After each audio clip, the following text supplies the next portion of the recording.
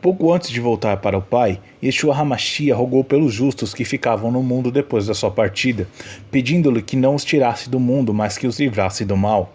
Dessas palavras, podemos concluir que o Pai, através do seu Espírito Santo, atua de forma absoluta sobre a vida de cada um de nós, que lhes são fiéis, protegendo-os do mal, desde que estes se mantenham fiéis. Ora, este mal é bem nosso conhecido e assume muitas formas, manifestando-se na vida dos santos de muitas maneiras.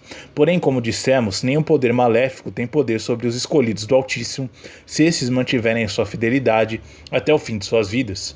Por isso a palavra nos diz, Salmo 34:7, o anjo de Elohim acampa-se ao redor dos que o temem e os livra. Temos a certeza de que a nossa maior proteção é alcançada quando nos entregamos ao alto e sublime. Como diz a palavra, se Deus é por nós, quem será contra nós? Para que o Eterno seja por nós, temos de ser por Ele também. Assim, tem de haver uma relação estreita e recíproca entre o ser humano e o seu Criador. Se tal relação for rompida, ficamos vulneráveis ao mal.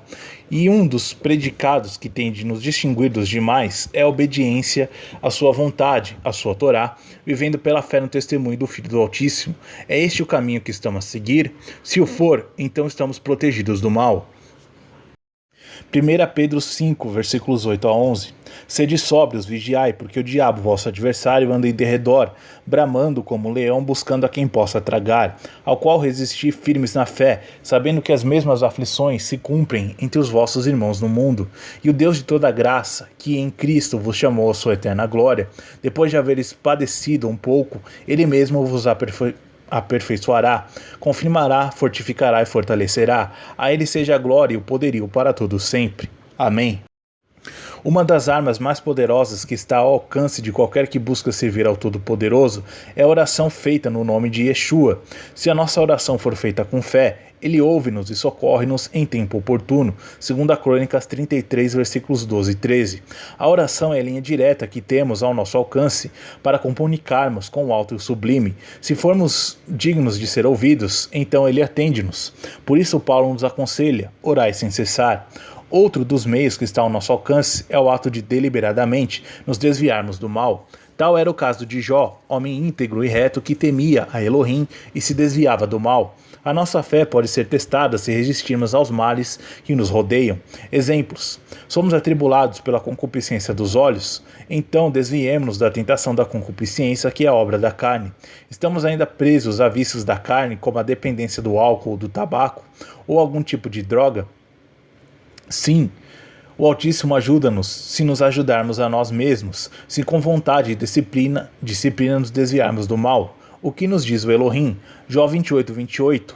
E Elohim disse ao homem, eis que o temor do Senhor é a sabedoria, e apartar-se do mal é a inteligência.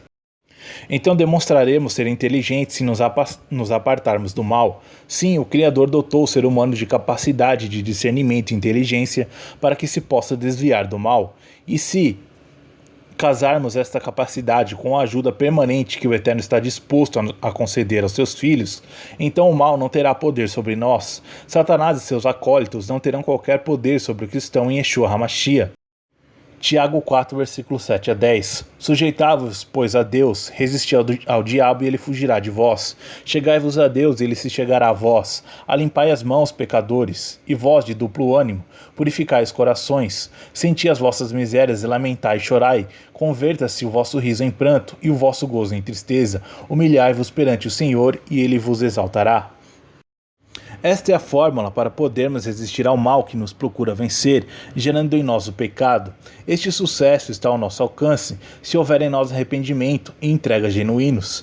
E quando falamos de arrependimento genuíno, queremos dizer que já abandonamos de vez, de forma progressiva ou repentina, os nossos erros do passado, pelo que já demos espaço nas nossas vidas para que o Espírito Santo nos aperfeiçoe, tornando-nos novas criaturas no Messias Yeshua. Só com a ajuda do Todo-Poderoso podemos dar este tão grande passo. A carne só por si nada pode, pelo que necessitamos do Espírito Santo nas nossas vidas.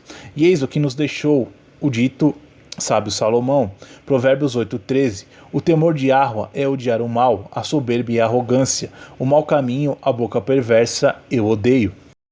O mau caminho é aquele que está em oposição ao que o Eterno dispõe na sua Torá. Para sabermos onde podemos tropeçar, deu-nos ele a sua Torá. Figurativamente, também o apóstolo Paulo nos fala das componentes de uma armadura espiritual com a qual podemos resistir às investidas dos diabos e seus agentes. Efésios 6, 10 a 18. No demais, irmãos meus, fortalecei-vos no Senhor e na força do seu poder. Revesti-vos de toda a armadura de Deus, para que possais estar firmes contra as astutas ciladas do diabo. Porque não temos que lutar contra a carne e o sangue, mas sim contra os principados, contra as potestades, contra os príncipes das trevas deste século, contra as hostes espirituais da maldade nos lugares celestiais. Portanto, tomai toda a armadura de Deus, para que possais resistir no dia mau, e havendo feito tudo, ficar firmes. Estai, pois, firmes, tendo cingido os vossos ombros com a verdade, e vestida a couraça da justiça, e calçados os pés nas preparações do evangelho da paz, tomando sobretudo o escudo da fé, com o qual podereis apagar todos os vossos dardos inflamados do inimigo. Tomai também o capacete da salvação e a espada do Espírito, que é a palavra de Deus, orando em todo o tempo, com toda oração e súplica no Espírito, e vigiando nisto com toda perseverança e súplica por todos os santos. O que Paulo aqui nos revela é que se estivermos em Yeshua e andarmos segundo os preceitos da vida do Pai, a sua Torá, com uma entrega genuína, então estaremos capacitados para resistir ao mal, com sucesso, seguindo assim o caminho da santidade, sem o qual não veremos o Altíssimo. Hebreus 12, 14.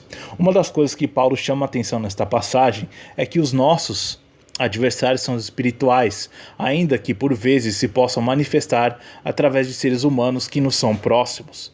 Por isso, nos é recomendado que as nossas palavras sejam poucas. Procuremos agora entender o que Paulo nos procura transmitir quando fala de uma armadura que devemos trazer sempre conosco para podermos resistir ao mal. Lembremos, o mal nunca desiste, pois aproveita todas as ocasiões e circunstâncias para causar perturbação na vida dos filhos de Deus, usando de ciladas astutas em momentos de fraqueza. Se não formos capazes de identificar tais armadilhas e não estivermos fortes no Espírito Santo, então podemos ser vítimas delas. Não podemos dar oportunidade ao mal nas nossas vidas, pois o mal é a ausência do bem. Paulo fala-nos de uma luta desigual travada contra o inimigo que não se vê, que agem por forma a provocar a desobediência na vida dos fiéis, desviando-os dos santos mandamentos do Eterno. Também estas forças decaídas usam muitos servos seus, humanos, para nos causar problemas e induzir a pecar. Desde logo, em Efésios 6, Paulo fala-nos que devemos cingir os nossos lombos com o cinto da verdade. Ora, a palavra diz-nos que a verdade é a Torá do Eterno, conforme Salmo 119 e 142. Então este é o cinto que devemos trazer sempre, colocando de forma a termos as nossas vidas ajustadas a esses preceitos. Para que este cinto nos seja útil, temos de estudar e viver pelo conselho do Altíssimo, os seus mandamentos, estatutos, juízos e testemunhos. Só assim conheceremos o caminho para a vida eterna, estando então em condições de alcançar a grande recompensa. Salmo 19, 7 a 11. A verdade do Altíssimo deve, pois, rodear-nos, para que estejamos subordinados à sua vontade e sejamos, assim, dignos de receber as suas bênçãos e misericórdias, e por fim a vida eterna. Diz-nos o profeta do Altíssimo, Zacarias 8,16. Essas são as coisas que deveis fazer. Falai a verdade cada um com seu próximo. Executai juízo de verdade e de paz nas vossas portas. A verdade é como o azeite, vem sempre de cima, por isso a devemos usar contra a mentira das falsas doutrinas que os adversários lançam à nossa volta. Infelizmente, neste mundo, nem sempre a verdade se sobrepõe à mentira, mas a verdade acabará sempre por triunfar. Por isso, Pedro nos diz, 1 Pedro 1,13, portanto, cingindo os lombos do vosso entendimento, sede sóbrios e esperai inteiramente na graça que vos ofereceu na revelação de Yeshua HaMashiach. Já a couraça da justiça aponta para a nossa capacidade de resistência ao mal, brandindo a santa lei da Torá como proteção. É por ela que nós podemos conhecer quais são os caminhos justos perante o Todo-Poderoso. É para este caminho de justiça que o Eterno continua a chamar o seu povo. Ora, a couraça é um peitoral que visa proteger os pontos vitais da nossa vida. A couraça da justiça é aquela que nos conduz pelas veredas antigas para as quais Elohim nos chama, como nos diz Jeremias 6,16 e Jeremias 18,15. Isaías 59,17. Pois vestiu-se de justiça como de uma couraça, e pôs o capacete da salvação na sua cabeça, e por vestidura pôs sobre si vestes de vingança, e cobriu-se de zelo como de um manto. Tal como o Altíssimo, vistamo-nos de atos de justiça, para que sejamos dignos de herdar os bens da vida futura. 1 Tessalonicenses 5:8. Mas nós que somos do dia sejamos sóbrios, vestindo-nos da couraça da fé e do amor, e tendo por capacete a esperança da salvação. Esta é a couraça que devemos trazer colocada todos os dias na nossa vida para podermos resistir ao mal. Sim, a couraça da justiça implica vivermos por fé e amor ao Altíssimo e ao nosso próximo, retendo a nossa esperança nas promessas de vida do Altíssimo, e vigiemos até que venha o Rei Yeshua. Outra grande instrução é esta: temos os nossos pés calçados na preparação do Evangelho da Paz. Aqui colocam-se várias questões, há muitos. Primeiro, como podemos estar preparados no Evangelho da Paz se não estudarmos a palavra? E, no entanto, é nesta condição que estão muitos daqueles que se dizem cristãos. Segundo, como podemos transmitir aos outros a verdade do Altíssimo se não as conhecermos, estudando-as debaixo da orientação do Espírito Santo? Terceiro, como poderemos rebater a falsidade doutrinal que anda por aí se não estivermos firmados na verdade do Eterno? Quarto, como podemos cumprir a instrução do Mestre e de ensinar toda a criatura se não estivermos bem preparados na palavra? Tal como em qualquer outra atividade humana, temos de nos preparar para podermos executar a instrução que o Messias nos entregou. E todo o tempo da nossa vida é o tempo da nossa preparação. Não se pense que já sabemos tudo. O conhecimento e entendimento da palavra vem com o tempo, com a nossa entrega e com o nosso discernimento que o Espírito Santo nos dá. Isaías 52:7. Conformosos são sobre os montes os pés do que anunciam as boas novas, que faz ouvir a paz, do que anuncia o bem, que faz ouvir a salvação, do que diz a Sião, o teu Deus reina. Esta é a mensagem da reconciliação com Elohim, dirigida aos homens de boa vontade, 2 Coríntios 5:18-21, e tudo isso provém de Deus que nos reconciliou consigo mesmo por Yeshua e nos deu o ministério da reconciliação, isto é, Deus estava em Cristo reconciliando consigo o mundo, não lhes imputando seus pecados, e pôs em nós a palavra da reconciliação, de sorte que somos embaixadores da parte de Cristo, como se Deus por nós rogasse. Rogamos-vos, pois, da parte de Cristo, que vos reconcilieis com Deus. Aquele que não conheceu pecado, o fez pecado por nós, para que nele fôssemos feitos justiça de Deus. Já o escudo da fé é a defesa com que podemos anular as investidas de Satanás e seus acólitos. Abraão é chamado de pai da fé, porque ele creu nas promessas do Todo-Poderoso, vendo-as de longe. E se lermos Gênesis 15:1, vemos que Elohim se revela a Abraão como seu escudo. Certamente já tivemos amplas provas na nossa vida em que o Todo-Poderoso revelou a sua misericórdia para conosco. Então sejamos gratos e coloquemos nele e na sua palavra toda a nossa confiança, porque sabemos que ele é Elohim fiel. Não temos outro bem nesta vida. Salmo 56:4, Salmo 11, Provérbios 18:10. Hebreus capítulo 11 destaca exemplos de pessoas que viveram pela fé e por isso mesmo alcançaram misericórdia, garantindo pela prova desta mesma fé o direito a herdarem a vida eterna.